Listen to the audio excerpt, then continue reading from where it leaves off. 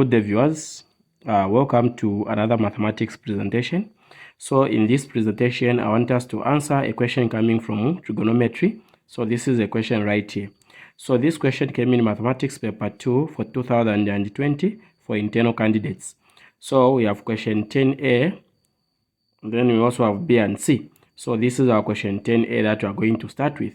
So the question reads, three villages A, B, and C are joined by straight roads as shown in the diagram below.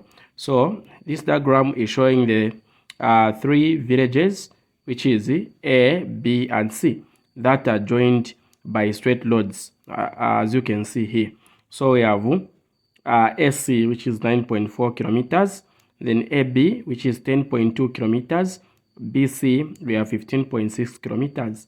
So question reads, given that AB is equal to 10, BC is equal to this, AC is equal to that, calculate, number 1, angle BAC to the nearest whole number, carrying 5 marks. So you need to answer our first question here. We need to find angle BAC.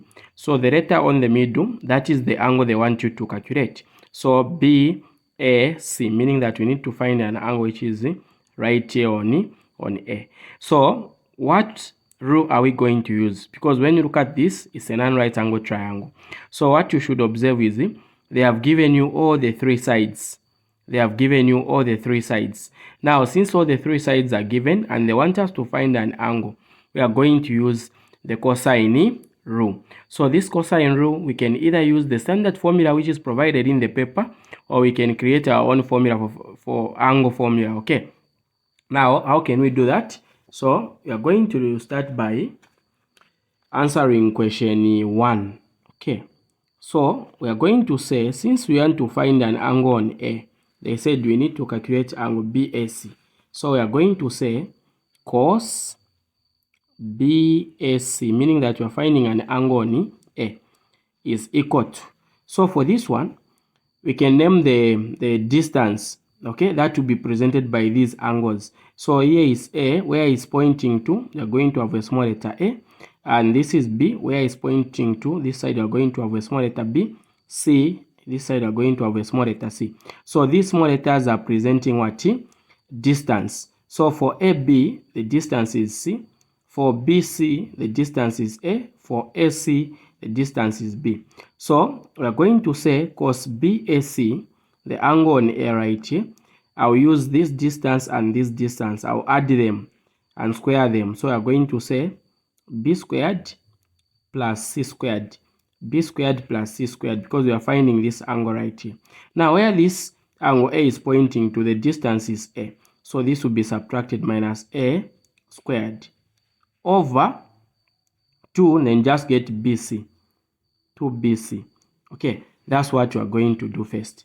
So from here, where there is B squared, you are just going to put the value which is 9.4. Where there is C squared, you are going to put 10.2. Where there is A squared, you are going to put 15.6.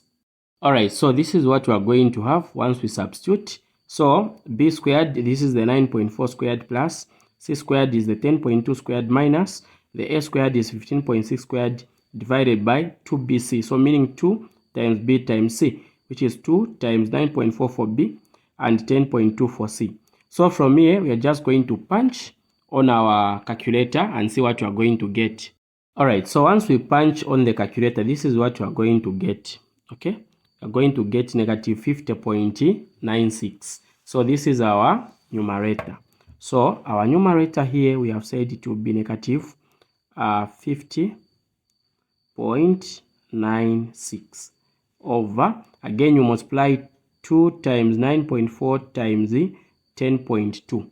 Okay, we multiply this, what are you going to get?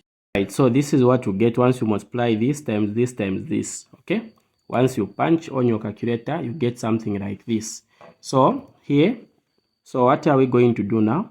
So we are going to say, we can, since we just want to find angle BAC, the angle for A, so we need to get rid of this cos. So we can say BAC, angle BAC is equal to, so this cos will become cos inverse, okay, of negative 50.96 divided by 191.76. Or if you want, you can even divide this in advance to get the answer. Then you just find the cos inverse of that quotient that you get from here. Now in this case, even this one is fine. So from here, we are going to say therefore BAC is equal to, so we need to punch on the calculator the cos inverse of this. Right, so once we punch on the calculator, we say shift cos inverse of negative 50.96 divided by 191.76. This is what you get. Okay, so we'll get something like, we have 105.411454077. Now remember the instructions of the paper. They said calculate angle BAC to the nearest whole number. So make sure you follow this, to the nearest whole number, unless if this was not specified, then you can leave your answer correct to 3 significant figures. Now they have said to the nearest whole number, so you are going to say therefore angle BAC is equal to, so the whole number is this one.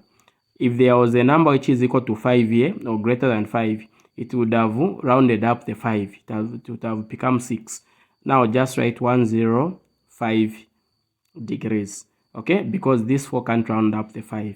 So this is our answer for question 1. Okay, so meaning that here the angle was 105 degrees. So make sure you follow the instructions here. So I come to question 2. Calculate the area of triangle ABC. The area of triangle ABC. So how do we find the area of this triangle? We are going to use a formula because we are using this angle right here. So our formula would be, so this is for question 2. So say area is equal to half times. Now, since we are using this angle on A, so we are going to use this side and this side, then times this angle, which will be sine A. So the angle that you are using is B and C. Okay, so it's B and C. So it's half times B times C, then times the angle on A, which we call sine A. Okay, so here we say area equal to half times what is on B. You check the distance here for B is 9.4, on C is 10.2. These are values that we are going to substitute. We'll put on B 9.4 times C 10.2 times sine. The angle on A we have found is this one, 105. 105. So here area equal to, just punch these things on the calculator and get your answer there. Right, so this is what you are going to get once you punch all these figures on the calculator. You get 46. Okay, so we can write our answer right here. You get 46.306. Then we have 484,112,297, then 9. Okay, this is what you are getting. Now, remember here, they have not specified, the question hasn't told us that we can leave it to the nearest whole number or to what. So we follow the instructions of the paper, which says if the degree of accuracy is not specified in the question, leave your answer correct to 3 significant figures. So like in this case, you write 46 points. So these are 2 significant figures. These 3 will make it 3. So these 3 will be rounded down by 0. So it will be just a 3. Okay. Then what are the units? It's kilometers, as you can see there. So since this is area, so we'll say 46.3 kilometer square. This is our area. Okay. So we have found our question 2. Let us now find our question 3. So this is our question 3 right here, which says calculate the shortest distance from A to BC. So from A to this line BC. So meaning that coming all the way from here up to there, this is the shortest distance they want from A up to here. Okay, so we name this as SD, standing for shortest distance. So how do we calculate the shortest distance here? So this is our question 3. So shortest distance is equal to, you get 2 times the area that you have found divided by the distance of what? BC. where this line is meeting down here, BC, which is 15.6. Now just say over BC. So from here we'll say 2 times our area is this one, which is 46.3. BC, we have said this is 15.6. Okay, 15.6. So here we can just punch all these on the calculator again. Okay, we can punch like this. Or we can say 2 times 46.3 divided by 15.6. So this is what you get. Okay, as you can see, this is what you get. So you can write this value 5.9358974. Okay, all right, so this is what you get. And then from here we can say therefore our shortest distance, again here the instructions are not given, they have not specified the degree of accuracy, so we can leave our answer correct to 3 significant figures. So you just say therefore we are going to get 5.123. So 5.9, these 3 will make it 3 significant figures, but to be rounded up by the 5, so it will be a 4. Okay, and then we even put kilometers right here. So this means that the shortest distance from here to here, it was 5.94 kilometers. Okay, I hope this is clear. We have answered our question 3. Let us now move on to our next question, which is question B right here. So how do we answer our question B? So our question B reads, solve the equation 2 cos theta is equal to 1 for 0 degrees less than or equal to theta less than or equal to 180 degrees. So here, this is a trigonometric equation, which is our question B. So we write B, we can even write 2 cos theta is equal to 1. So now, how do we solve the equation? Okay, how do we solve the equation? So we are going to write it as 2 cos alpha is equal to 1. So we need to find the value of this basic angle, then we use it to find the value of theta. So here we need to remain with the cos, so we can get rid of the 2 here like this. So this and this will cancel. You remain with cos alpha is equal to half. Now again here we want to remain with the alpha alone, so you can get rid of the cos, of which you say alpha is equal to cos inverse of half. Okay, this is what you are going to have. So here on the calculator you can press shift, okay, cos inverse of half, which is the same as 0.5, to give you a 60, as you can see there.